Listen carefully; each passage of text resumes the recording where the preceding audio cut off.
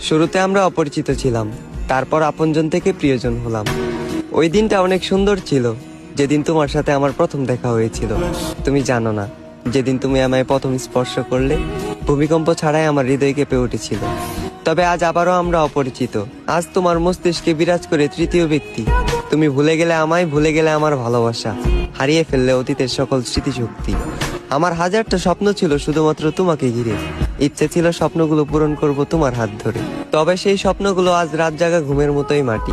তাই অপূর্ণতার স্বপ্ন নিয়ে আজ আমি ব্যর্থতার পথে হাঁটি। তুমি চলে যাওয়ার পর আমি বহুদিন ঠিক মতো খাইনি।